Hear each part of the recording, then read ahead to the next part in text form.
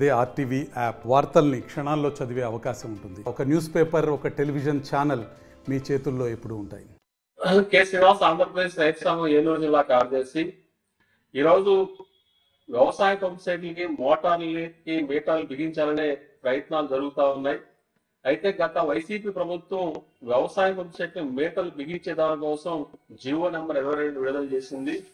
అయితే కొత్తగా వచ్చిన తెలుగుదేశం కూటమి ప్రభుత్వం ఆ జీవోని ఇంతవరకు రద్దు చేయలేదు. చాలా చోట్ల వ్యవసాయ పంప్ సెట్లకి మీటర్లు బిగిస్తా ఉన్నారు. మరి ప్రతిపక్షం ఉన్నప్పుడు చంద్రబాబు నాయుడు గారు కానీ, లోకేష్ గారు కానీ, లేకపోతే పవన్ కళ్యాణ్ గారు కానీ ఇవాళ వ్యవసాయ పంప్ సెట్ మీటర్లు బిగించడం అంటే రైతుల మెడలకి ఉరితాడు బిగించడం అని చెప్పారు. మరి ఈరోజు స్మార్ట్ మీటర్లు బిగిస్తున్నా సరే ఈ ప్రభుత్వం ఎందుకు నిలుపుదల చేయడం లేదని చెప్పేసి మేము ప్రశ్నిస్తా ఉన్నాం. కాబట్టి వ్యవసాయానికి ఉచిత కరెంటుకు తిలోదకాలు ఇచ్చేదానికోసమే ఈ మీటర్లు తప్ప మరొకటి కాదు.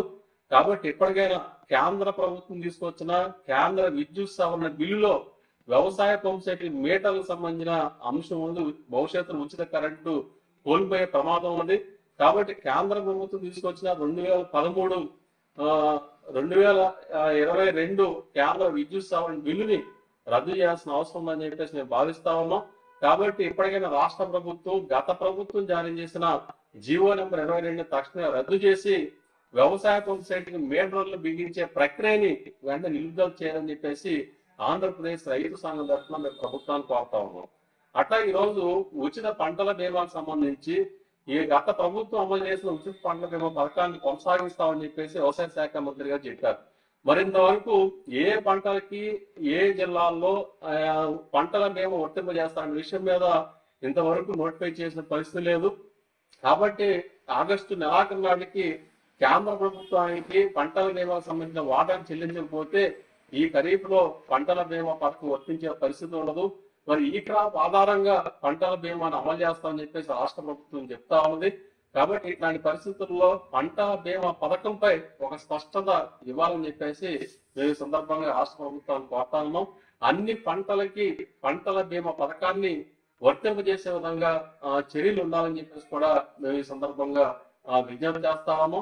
అట్లాగే ఆయిల్ పామ్ కానీ, అలాగే ఇతర కోకో కానీ, ఇతర కొబ్బరి కానీ ఇట్లాంటి పంటలకి ఇవాళ కనీస ధర దాకా రైతాంగం ఇబ్బంది పడతా ఉన్నారు. ఇవాళ కొబ్బరి ధర బాగా పతనం అయిపోయింది.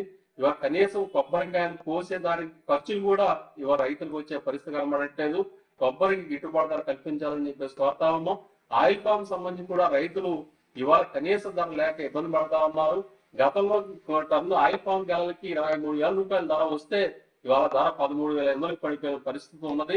కాబట్టి ఆయిల్ పామ్ కూడా గిట్టుబాటు ధర కల్పించాలని చెప్పేసి మేము ఈ సందర్భంగా కోరుతా ఉన్నాం. అట్లాగే జిల్లాలో సాగునీటి ప్రాజెక్టుల పట్ల చాలా నిర్లక్ష్యం కనబడతా ఉంది. కాబట్టి సాగునీటి ఉన్న ప్రాజెక్టులకు సంబంధించిన మెయింటెనెన్స్ సంబంధించిన నిధులు కేటాయింపు జరగాలి. కొత్తగా నిర్మాణం చేయాల్సిన అంటే తాడిపూడి కానీ, చింతలపూడి కానీ ఇట్లాంటి ఎత్తుపోతల పథకాలని పూర్తి చేసి శివారు ప్రాంత భూములకి సాగునీరు ఇచ్చే విధంగా చర్యలు ఉండాలని చెప్పేసి మేము రైతు సంఘం తరపు కోరుతా ఉన్నాం. అట్లాగే గ్రీన్ ఫీల్డ్ హైవే రైతుల యొక్క సమస్యలు కూడా పరిష్కారానికి చర్యలు తీసుకోవాలి. ఇవాళ జిల్లాలో భూసేకరణ సందర్భంగా భూములు కోల్పోతున్న రైతులకి 2013 భూసేకరణ చట్టం ప్రకారం న్యాయమైన పరిహారం ఇచ్చి ఇవాళ రైతాంగాన్ని ఆదుకోవాలని చెప్పేసి మేము విజ్ఞప్తి చేస్తా ఉన్నాం. కాబట్టి ఎప్పటికైనా కేంద్ర రాష్ట్ర ప్రభుత్వాలు స్పందించి రైతాంగం యొక్క సమస్యలను పరిష్కరించే విధంగా చర్యలు ఉండాలి. ఆ రకంగా ప్రభుత్వాలు రైతులను ఆదుకోవాలని చెప్పేసి సందర్భంగా మేము కోరుతాము. మరిన్ని వీడియోస్ కోసం ఛానల్ ని సబ్స్క్రైబ్ చేయండి. లేటెస్ట్ అప్డేట్స్ కోసం వాట్సాప్ ఛానల్ ని ఫాలో చేయండి. అండ్ లింక్ డిస్క్రిప్షన్ లో ఉంది.